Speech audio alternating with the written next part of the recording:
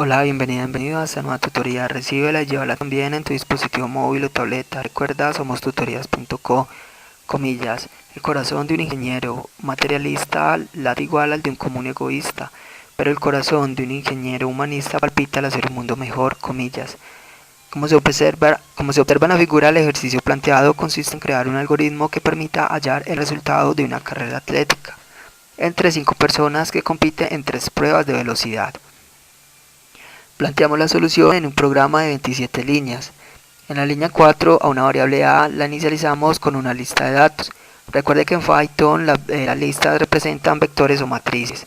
En este caso vemos una lista con 5 conjuntos. Esto representará una matriz.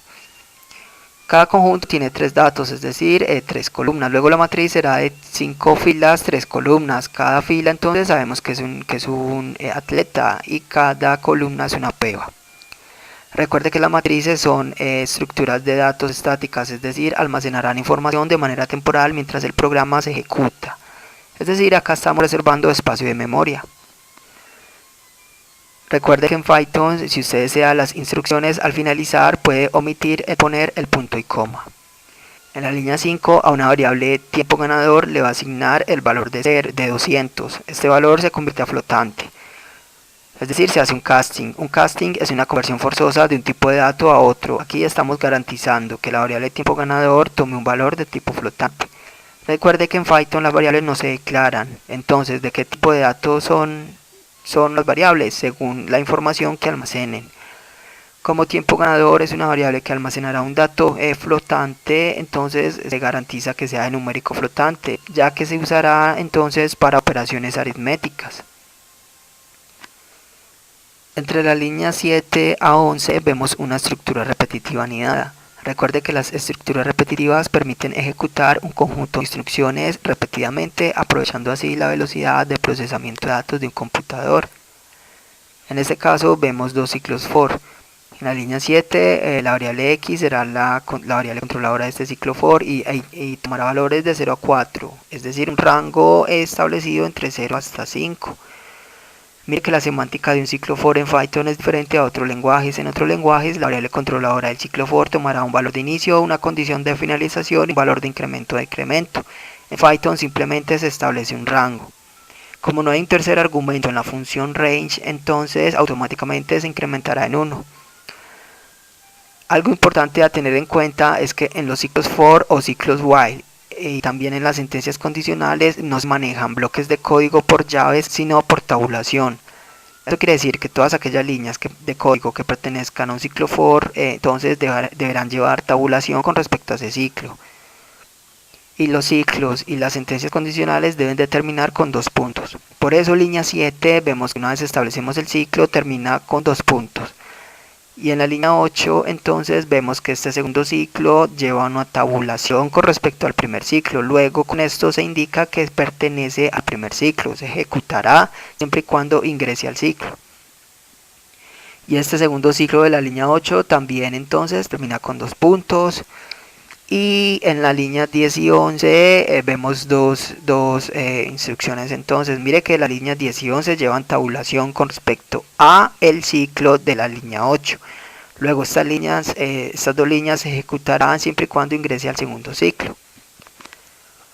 Por eso en la línea 10 a la variable tiempo le va a asignar el casting a flotante de lo que el usuario ingrese al mensaje, de favor ingresar el tiempo en cuestión del atleta determinado. Por eso entonces estamos usando el método input. El método input permite capturar información de entrada que el usuario ingrese. ¿Cómo se usa? Muy sencillo. Establecemos el método input y establecemos un mensaje entre comillas dobles. Este mensaje el usuario lo verá. Entonces cuando el programa ejecute, el usuario verá este mensaje, ingresará un valor y automáticamente este valor se lleva a una variable. En este caso la variable tiempo va a almacenar lo que el usuario ingrese al ver el mensaje. Pero primero obviamente se convierte a tipo flotante, ya que el método input se usa dentro del casting a flotante. Mire que este método de input entonces muestra texto entre comillas dobles, ¿sí? También puede mostrar variables, pero las variables hay que convertirlas a tipo entero, y para separar las variables del texto vemos cómo se usa el símbolo de suma. Y en la línea 11 a la matriz A en la fila X columna Y le va a asignar tiempo, es decir, entonces acá acabamos de llenar la matriz, una matriz A que se inicializó en 0 con entonces las tres pruebas por cada atleta. Recuerde que la Y, el segundo ciclo de la línea 8, la Y será la variable controladora de las columnas, es decir, de cada prueba. Y cuando usted tiene ciclos anidados, el ciclo que más corre es el ciclo interno. En este caso la Y va a correr más rápido. Entonces cuando X valga 0, Y va a tomar 0, 1, 2. Luego cuando X valga 1, Y nuevamente toma 0, 1, 2. Y así sucesivamente se va llenando cada fila. Vemos que la línea 13 no lleva tabulación con respecto a ningún ciclo anterior. Entonces quiere decir que ahí terminó los ciclos, es decir, se cierran. Python determina esto. Por eso entonces línea 13, otro ciclo que va a tomar valores de 0 a 4. Dentro de este ciclo, en la línea 15, a una variable acumulador tiempo la va a inicializar a 0.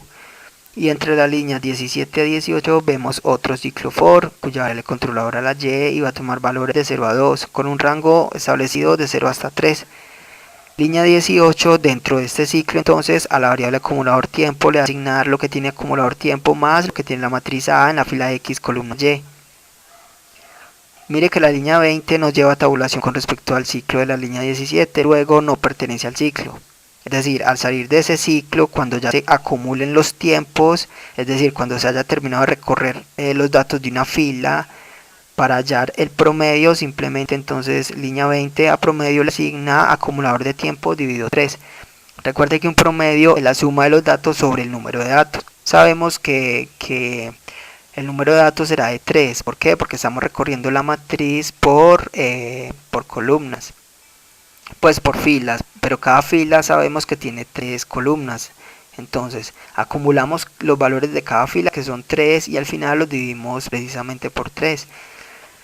Y así hallaremos el promedio de tiempo de un atleta.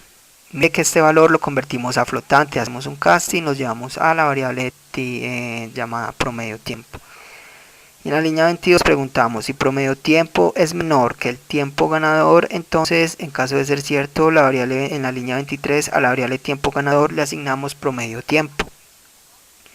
Esto se hace porque recuerde que en carrera atlética gana el que menos se demore. Preguntamos entonces si el promedio de ese atleta es menor que el tiempo ganador que empezó en 200, entonces se actualiza. Recuerde que cuando usted va a hallar un menor valor de un conjunto de datos, esa variable que va a capturar el menor valor debe inicializarse en un valor muy grande para garantizar que se actualice. Y viceversa, cuando necesita hallar un valor mayor de un conjunto de datos, esa variable mayor la deben de inicializar en un valor muy pequeño. Porque si usted, por ejemplo, inicializa esa variable en 0, puede que en 0 y va a hallar el menor dato, puede que todos los datos sean positivos. En ese caso imprimirá que el menor dato será el 0, y eso es falso. Por eso hay que garantizar inicializarlo en un valor muy grande, la variable menor. Y en la línea 25 imprimimos el promedio tiempo del atleta, x más 1 es de, e imprimimos la variable promedio tiempo.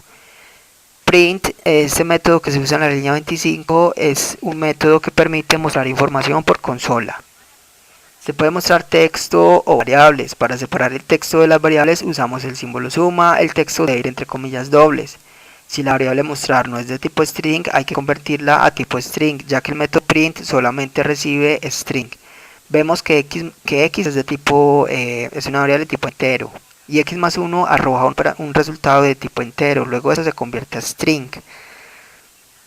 Igualmente la variable promedio tiempo, que es de tipo flotante, entonces hay que convertirla a tipo string. En la línea 27 vemos que nuevamente usamos el método print, pero esta línea de código no pertenece o no lleva tabulación con respecto al ciclo for de la línea 13. Es decir, aquí termina el ciclo for, el primer ciclo for, es decir, aquí ya se salió de haber recorrido la matriz. Luego acá se muestran datos generales, por eso mostramos el atleta ganador obtuvo un tiempo promedio de tiempo ganador. Esta fue la tutorial ejercicio, crear un algoritmo que permita hallar el resultado de una carrera atlética. Repasa la teoría, resuelve nuestro test y practica un algoritmo en el tablero. Si esto te gustó o no, te invitamos a discutirlo y a valorar la experiencia de esta tutoría. Recuerda, somos tutorías.co, trinamos como @tutorías, posteamos en Facebook y Google Plus como Tutorías Colombia. Pregúntanos, contáctanos, haz parte de nuestro